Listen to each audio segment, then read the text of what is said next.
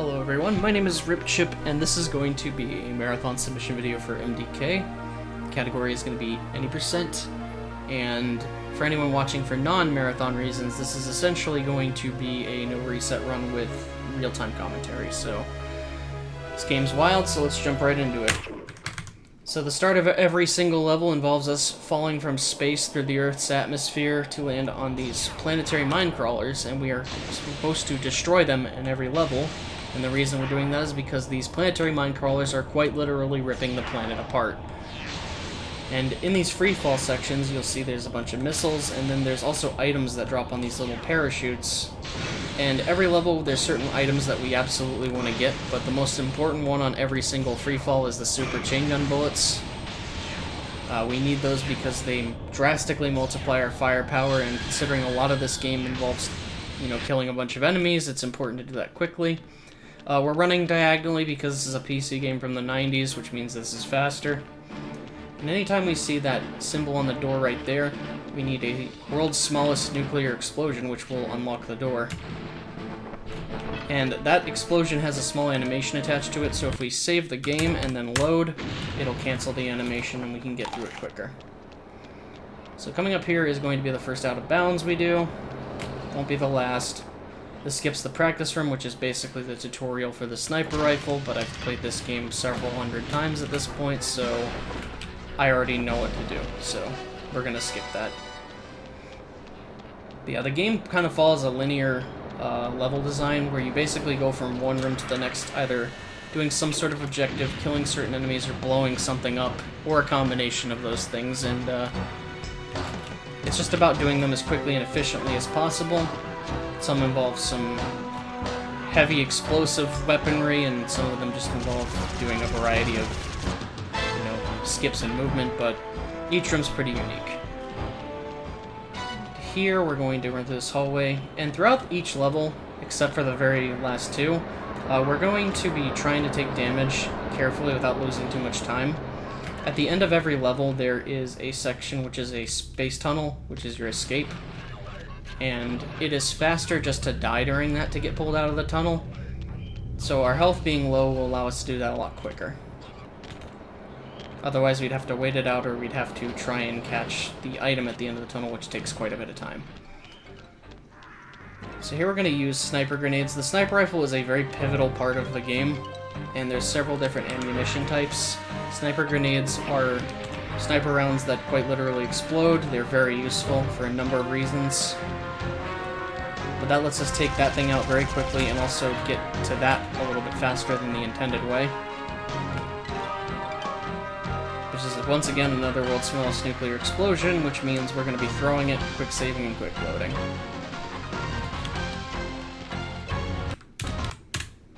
Alrighty, there we go. And again, we're just going through the hallways to get in between each room. And in this room, we're going to take out this turret first because it's annoying, and it won't be easy to do what we need to with it firing at us. And we're going to use mortars, which we picked up earlier. And mortars are a little bit weird because they don't shoot straight, they have a bit of an arc, and figuring out the angles you have to shoot is a little bit challenging. So the fact that we got all of them without any issues is always a good thing. Because if you miss one, you lose a few seconds while the other one explodes, because you can only fire 3 at a time. Alright, and coming up here is going to be the first example of a vent glitch, which is a very helpful piece of speed tech. So the way that works is those vents that we ride the parachute on, they will reach a certain height and then you'll just stop and stay hovering. If we leave the vent before we get to that highest point, we'll go even higher than that one than the maximum height it's supposed to give you. And that's going to be good for shortcuts like that, but it's also going to lead to some really significant skips later on in the game. So now we're going to run through this hallway and take a lot of damage. The intended thing is they want you to use a robot suit to sneak through to get the world's most interesting bomb, which you can decide for yourself if that's actually the most interesting bomb. But it took out every enemy, so that's pretty interesting. But we also do that because we want to take damage, and some difficulties, like hard difficulty, if you try to do that, you'll die instantly, but on easy difficulty you can tank it, which is good because we want our health to be low. My health is admittedly a little bit higher than I would like it to be, but it's not a big enough deal that I'm gonna worry about it, because we can still finish the level. Alright, and we're gonna use a sniper grenade on this guy to kill him instantly, because it's you either do that or you shoot a bunch of bullets, which takes a lot of time. And now here comes the escape sequence I was talking about earlier. We're gonna go through this little space tunnel, and we're gonna hit the walls to take damage. You take 2 damage at a time. So obviously, that's not a lot of damage, but we can still get out of here pretty quickly. But that's why you want your health to basically be low, because the lower it is, the faster you get out of there.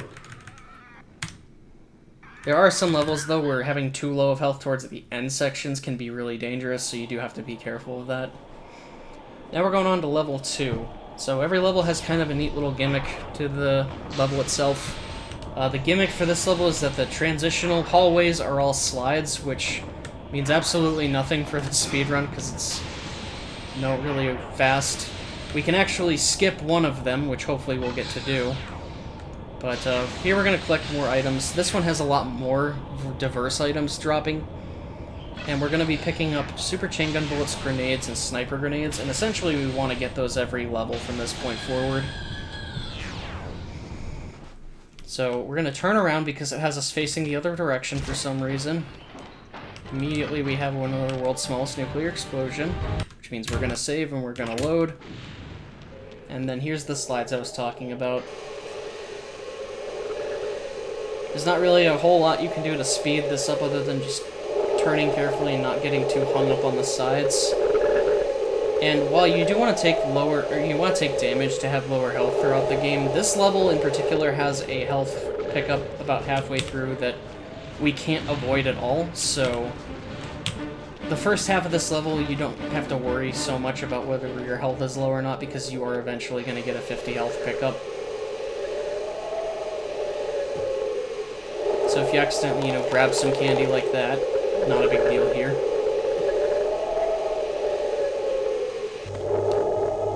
Alrighty, and coming up here in this room, we're going to have a small little weight. You can see that giant wall that has the symbol on it. And we are going to wait here for some mortars to fall, and then we're going to shoot the mortars into that little hole in the glass right there.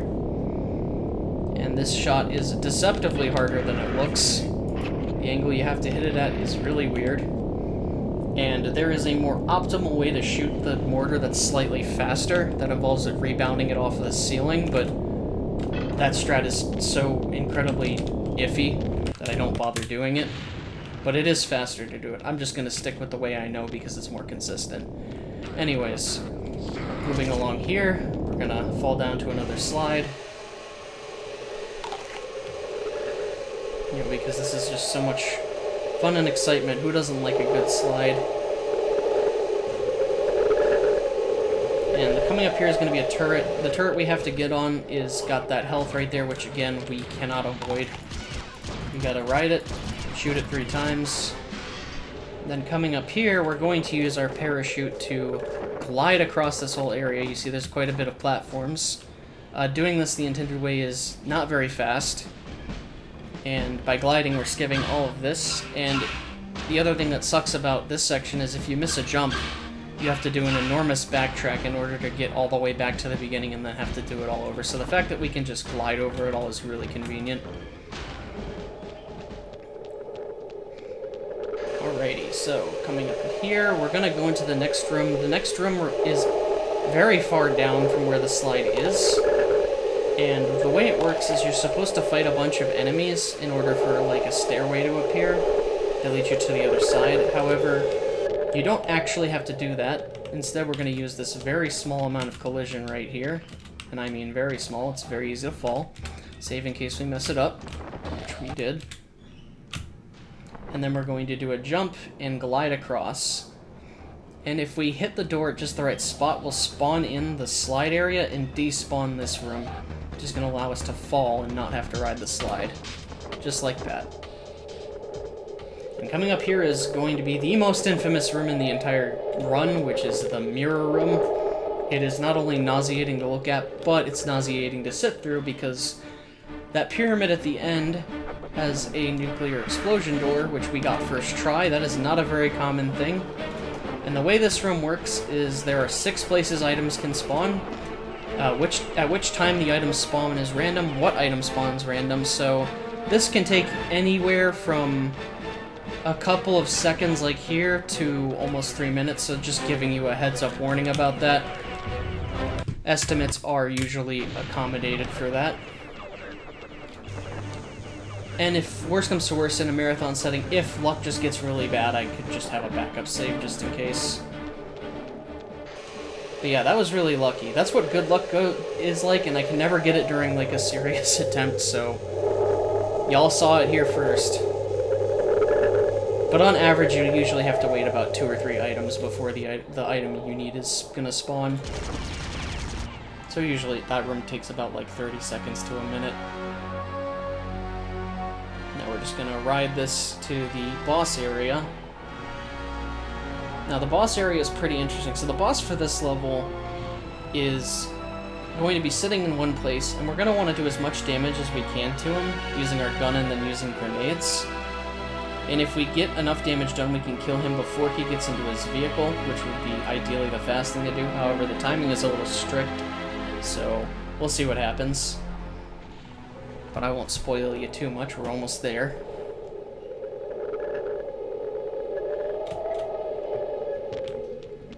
Alright, he's right behind that glass pane over here, so we're gonna shoot that out. Hover over to him. And then we're just gonna start shooting him. Ah, shoot. Okay, so I was a little too fast. I was too late there. So, ideally, like I said, it's a little bit tricky because you have a very strict time to do that. But if you threw the grenades at the right time, he would actually die instantly before he got into that ship. But considering the luck went perfectly on level 2, I wouldn't be too worried. Only downside to having good luck is that this sequence takes a lot longer to exit because you have so much more health. And I didn't have any more grenades, so I couldn't really self-damage a lot. But that's okay, this level still went really good. Alrighty. So that was level 2 knocked out. Now we're going on to level 3. Level 3 is a pretty technical level as far as like movement and speed tech goes. There's a lot of really tricky sections. There isn't really as many gimmicks in this level as there were in like the previous one, but it is very interesting because the whole level looks very different across the entire thing. And a fun fact about this level is that normally we don't want to miss any items on this free-falling section, but if we do, this is the safest level for it to happen because every item we need is right there at the beginning of the level. So you just have to go a little out of your way to get those. Alright, we're gonna run up here and open up this door with the power of explosions, and it should be noted that there is a potential where this hallway up ahead can crash, so we do have to be a little careful. Usually I will save here and then wait a couple seconds before I move through here, and that reduces the chances of crashing. I think it just happens, it only happens on the glider, and I think it's just because you move too quickly into that hallway. Alright, so we have to wait a little bit here, so we're going to pick up some more chain gun bullets and a dummy, which acts as a decoy. Looks just like me. And one other thing I should mention about items, since I didn't really get a chance to earlier, is that I have use item bound to 2 different buttons. One of them is just a button on my keyboard, and the other one is on my mouse. When you're airborne and you use an item, there is no limit to how many you can throw at a time, whereas if you're grounded, you can only throw 1 at a time. So if you rapidly mash the use key, you can throw a bunch of grenades in air. But if for some reason you have the mouse button mapped to use, what it'll do instead is throw 5 grenades practically instantly. So that's pretty useful for doing a lot of explosive damage or like clearing out some exploding areas that we'll get to later on. But it's really weird that, you know, using the mouse button has that effect. I don't really know why it happens, but it's convenient. And this little peaceful area here is going to be exposed to be just another destructive area. We're going to throw this tornado to deal with all the enemies that are spawning here.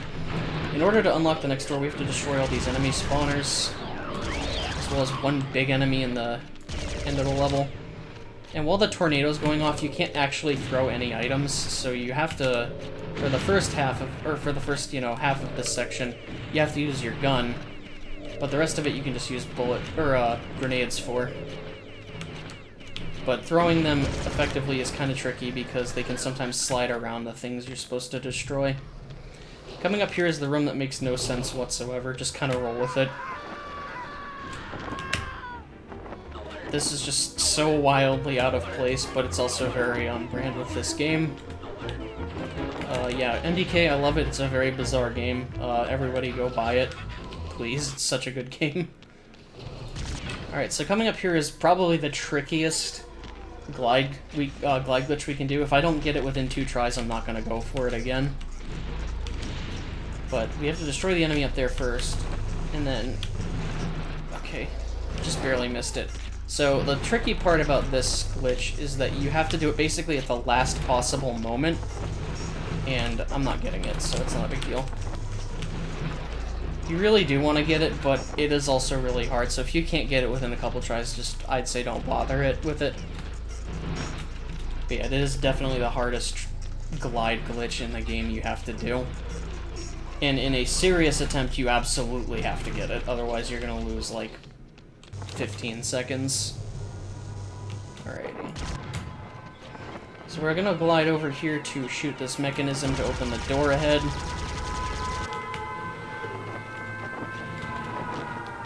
For safety reasons, I'm just grabbing a little extra health. We're gonna once again throw a bunch of grenades at once using the mouse button. And go through here. So someone recently discovered an out-of-bounds method to do this, but I haven't gotten around to incorporating it into the run. There's still a couple of strats that have just been discovered that seem like they could be potentially really good, but like I said, haven't really tested them out in the run itself. But it just means that there's still potential time saved for MDK, which means that this run could be even faster in a couple of months. And it also means that there's still tech to be discovered in this game. So this level has been pretty, unfortunately, not perfect, but that's fine. It's no reset, I don't care. Mainly just because I didn't get the glide glitch, and the fun room with all the spawners was a little bit slow because of the grenades and getting knocked down, but either way, it's not like a huge deal if that kind of stuff happens, because it's very minor in the scope of things, especially if you're just trying to finish a run. But we're coming up to the boss here, which is why we grabbed the dummy. Despite how he looks, that's not Plankton from SpongeBob. But we're gonna throw the dummy because a bunch of these little dog-like enemies are gonna come out, and while we don't necessarily have to have the dummy for this, it just keeps them out of the way. Makes this fight a little bit less of a headache. And we have to destroy all of these little spheres, and we got all of them in one go. That's great. Sometimes you can miss one and then you have to wait another cycle, which sucks, but yeah, pretty easy boss fight, if you can even really call it that. Alrighty, so that's level 3. Coming up to level 4, which is the longest level in the game. Level 4 is really long because there's 3 sections that involve you using a snowboarder, which is kind of sort of like an auto-scroller, but it's not exactly. It's weird to explain. You'll see it in just about a minute. I mentioned earlier that it's important to get super chain gun bullets every time, and you absolutely have to prioritize them here, because sometimes you'll get drop patterns that are really random and really bad. If you miss the super chain gun bullets on this one, the time loss is so detrimental that you might as well just reset the run. And we got really lucky there because it was at the very edge. But this is the level that requires the most amount of bullet use, so if we don't have it, this fight alone would take twice as long, and there are a bunch of other high health enemies that we have to deal with that would take forever to kill.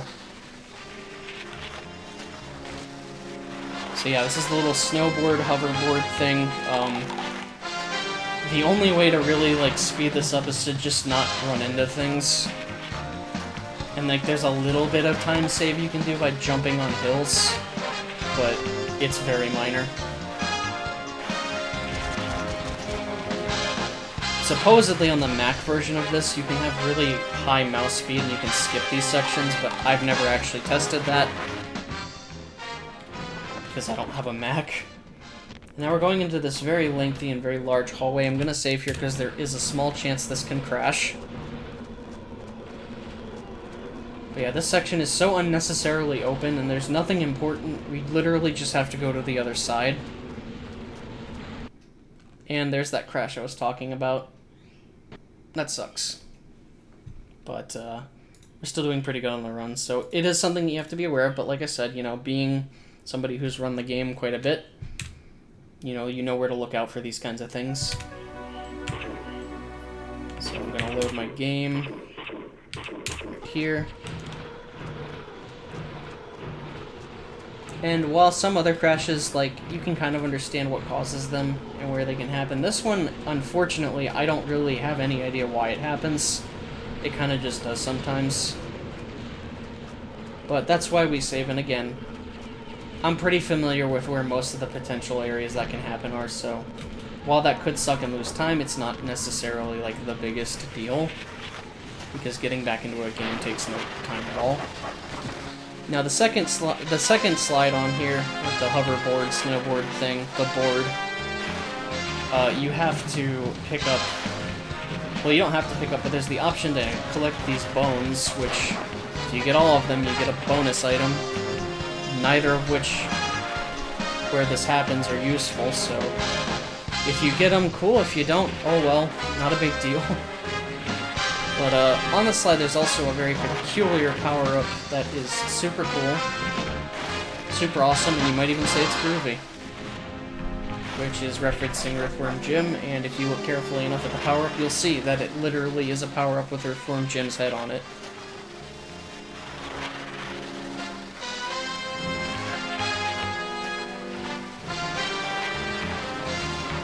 So we're gonna just make our way through this whole area. Again, not really much going on here, just avoiding those gigantic rocks. We're going to avoid them perfectly fine, those guys aren't. They're about to drop a lot of cows. Groovy. But if you're curious about why that's Earthworm Jim's head, it's because this game was made by Shiny Interactive, who also made Earthworm Jim. So Shiny was a company that was very good at making incredibly 90s core games, as I can describe them, because they just have that really bizarre and really unique look that you can only find in a game from the 90s. The game is incredibly fun, it's incredibly bizarre, it's just a good game casually, but it's a fun speedrun too. We're almost at the end of this section, and we'll be coming up onto another large field with a boat in the middle of it. The boat has a door that's locked by the world's smallest nuclear explosion. So what we're going to do in this room is we're going to kill a bunch of enemies and destroy those crates. We're going to destroy that tank, ideally as it's landing on the ground, and that tank is going to give us the world's smallest nuclear explosion. Now, here, we're not actually going to do the quick save and quick load thing because we can collect some items while this is going off. One of them being sniper grenades, the other one being grenades right here. That was a really lucky drop. When those items come out of those boxes that we destroyed, their spread and where they go is totally random, so sometimes they'll be right there, sometimes they'll be really out of the way to get.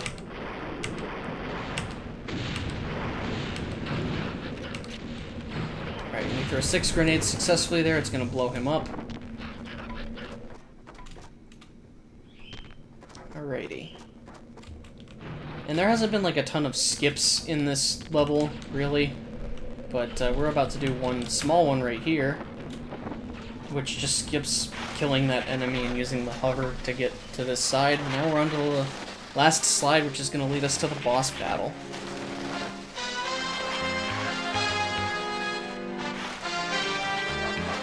Fun fact about this slide compared to the other ones, this one is a lot darker and it is also inside. It's the only one that is inside. The rest of them are outside.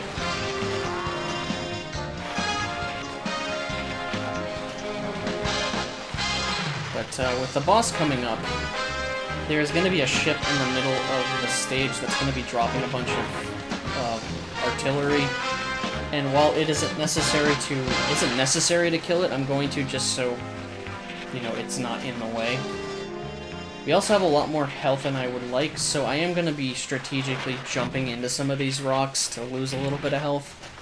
While normally you want to avoid them because it does slow you down a little bit, it would be beneficial now for me to hit them.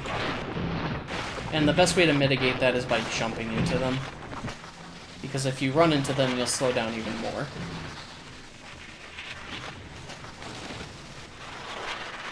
I believe that's what the kids call micro-optimization.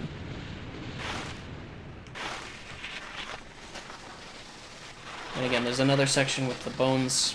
Collect 10 of them, you get an item. The item you get here is a tornado, which does not help you at all in the boss room. Alright, so I missed those bullets, but that's, again, not really a big deal at this point. Because I should be able to destroy the bomber in the middle of the arena relatively easily with what I have.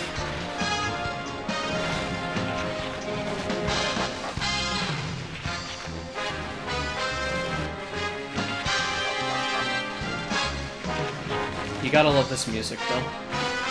The game's soundtrack overall is really solid, but this one feels like the most like it's definitely borrowing from somewhere else. But anyways, we're gonna shoot 6 sniper grenades and hopefully not hit one of those bombs, because if we do, it'll intercept it and we'll have to run up there and throw grenades at him. But that didn't happen, so we are good to go. We are getting out of here. And as you can see, I am losing a little bit of time just because of the game crashing, but it's not really that bad. You only maybe lose like 20 seconds if that happens at most. But again, this kind of thing and the bad RNG are considered in the estimate.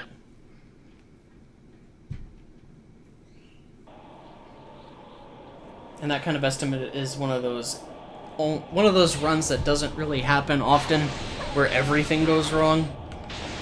On average, this run will usually take about, like, as the average segments here say, about 39 minutes. And that is just mostly due to RNG. But, also a little bit has to do with some of the more difficult sections in the game and having to do alternative strats. And these are also not my these are not the most up-to-date splits, because I got a new computer about a year ago and lost my old split files for this game. Alright, so here we're trying to take out this turrets on this ship, which is a little bit difficult because it's far away, and there's a lot of attacks coming at us.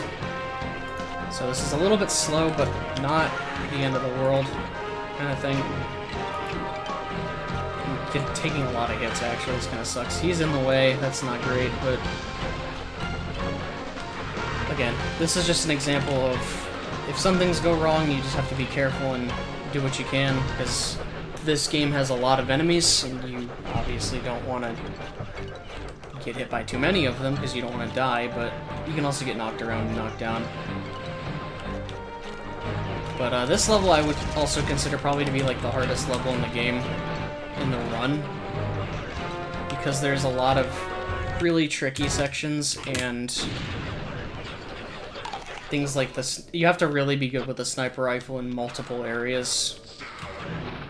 And while the sniper controls are good, they definitely do feel like, you know, they're a little bit older, so aiming efficiently is kind of tricky.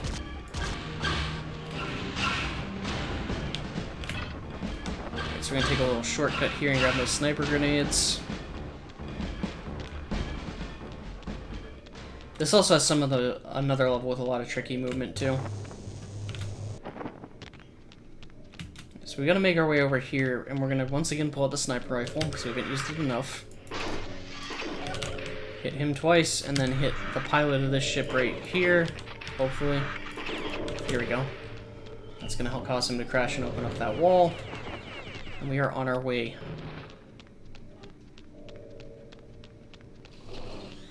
So I'm going to save here because there's a chance of a soft lock happening. So we're going to blow up this giant thing of Earth, the planet we're trying so desperately to save. And then that's going to bring all these aliens down here. And we have to shoot all of them. And once one of them is left, they're going to open up this hole in the ground, and that's going to let us go further. The reason I say that the soft lock can happen is there's sometimes, and very infrequently it happens, but sometimes one of the enemies will be stuck on the first floor, and you can't really do anything about that if that happens. And then sometimes you'll actually accidentally kill the last enemy.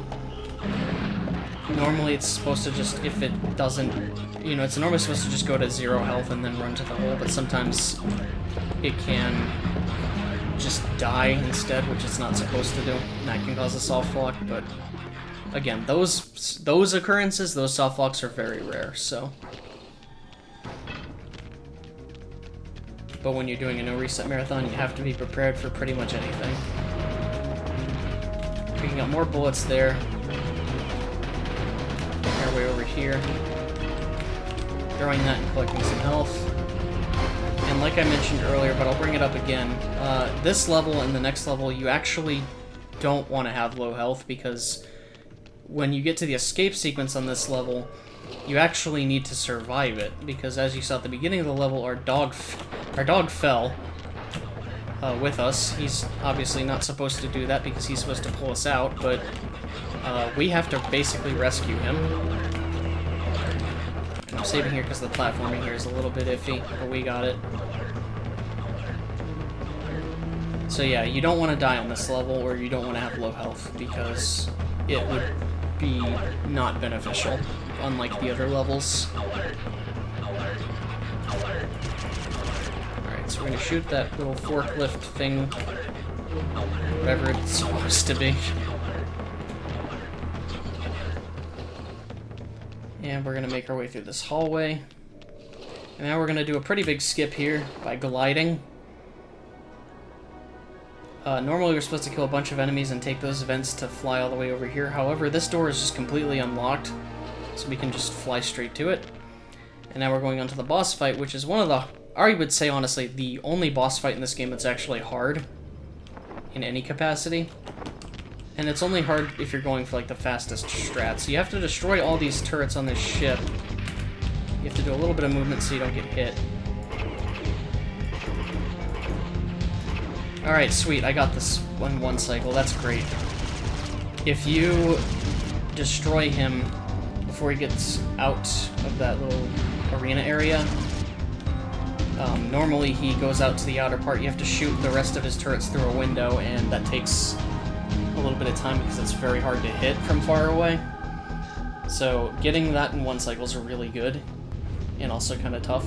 So it kind of makes up for the fact that the first sniper section was a big flop. But yeah, not a bad level 5 overall. So as I said, he has our dog. The dog can't pull us out, so if we die here, we die. So we actually have to chase him to his home planet, and that's going to lead us to the final level of the game. And now, in the beginning of the game, we were trying to save Earth, but now we're trying to save our best friend, so this became a lot more personal.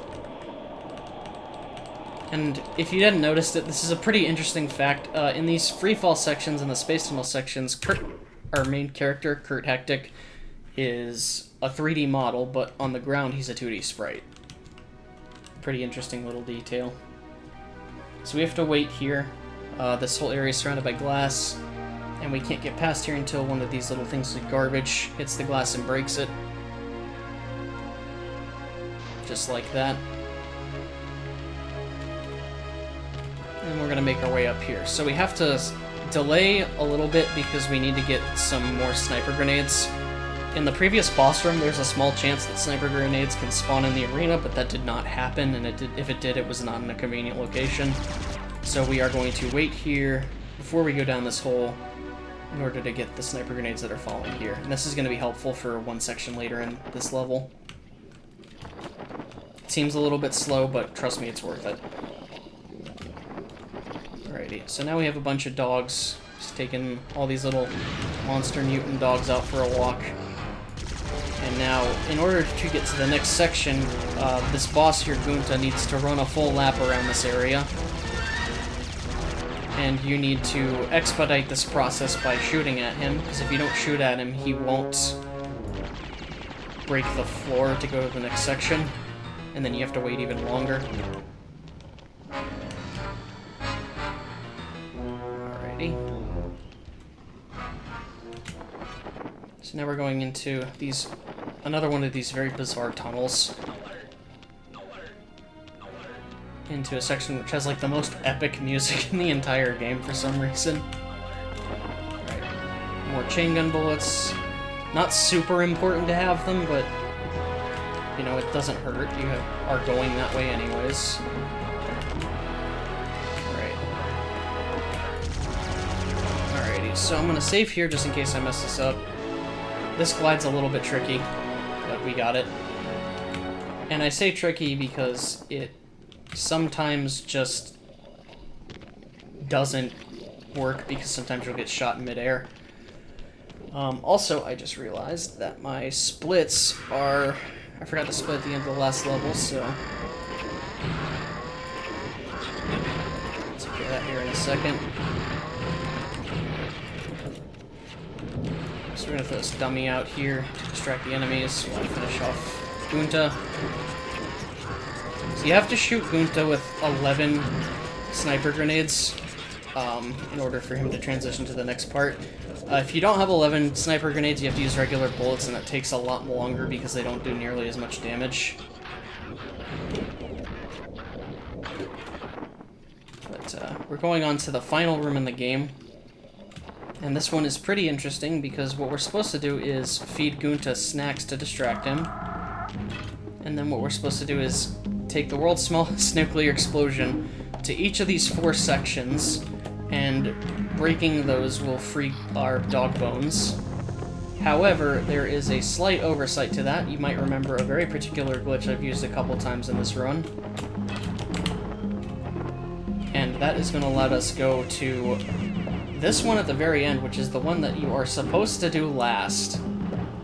And freeing bones is not about hitting all of these switches, it's actually just about hitting that one. So if you can skip to do that, you skip 3/4 of this final encounter just by doing a glide glitch. I'm also gonna just split here. This is gonna be very inaccurate splits, but I won't save them when I'm finished. And yeah, there's the dog. Our friend Bones has now disguised himself as a snack, and he's going to make the ultimate sacrifice in order to end the run. Oh, and that guy had something to say about that. So you have to be careful when you're feeding Gunta, because sometimes he'll jump, and I was a little too close to him, so that's a little bit slow, but not necessarily the biggest deal. Alrighty. And that's MDK. So that wasn't a bad run. Considering the RNG I got and the fact that the game crashed, the fact that I got a 37 is still really good. Like I said, on average, considering all the things that can happen in this game, a run can usually take around like 38 to 40 minutes at most, but estimate will accommodate for the various things that can happen, and the estimate also accommodates for the ending, because it is customary for anybody who runs MDK to play the ending.